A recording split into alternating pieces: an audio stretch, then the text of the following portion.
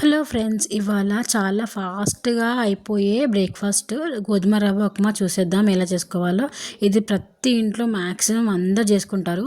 చాలా simple and easy కాబట్టి first అయితే ఒక బౌల్లో ఆయిల్ తీసుకోవాలి. అది కొంచెం హీట్ అయిన తర్వాత గోధుమ రవ్వ తీసుకొని ఇట్లా వేయించుకోవాలి. అది కాస్త కొంచెం కలర్ అయ్యి ఫ్రై అయ్యే వరకు చూడాలి.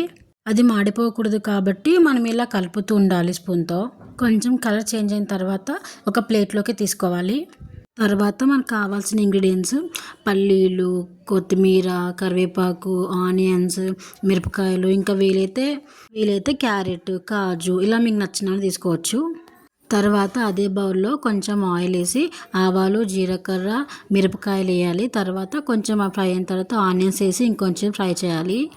తర్వాత పల్లీలు, కరివేపాకు, ఇంకా మీకు కుదిరితే కాజు, క్యారెట్ అలాంటివి కూడా వేసుకోండి.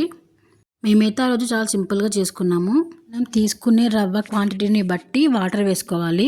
ఫర్ ఎగ్జాంపుల్ ఇప్పుడు 2 గ్లాస్ అండ్ హాఫ్ మనం ఒక రవ్వ తీసుకుంటే దానికి తగ్గట్టుగా 5 గ్లాస్ ఆఫ్ వాటర్ పోసుకోవాలి.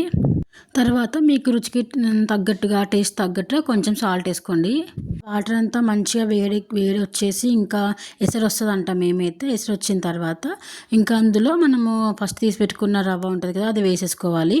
వేసుకొని కొంచెం అలా కలిపేసి కొద్దిసేపు అలానే ఉంచాలి. కొద్దిసేపు తర్వాత మళ్ళీ ఒకసారి ఓపెన్ చేసి చూడండి, ఇలా కరెక్ట్గా మంచిగా వచ్చిందా లేదా అనేది. తర్వాత ఇంకా వేడిగా ప్లేట్లోకి సర్వ్ చేసుకుంటే అయిపోతుంది. అంతే, చాలా సింపుల్ అండ్ ఈజీ కదా.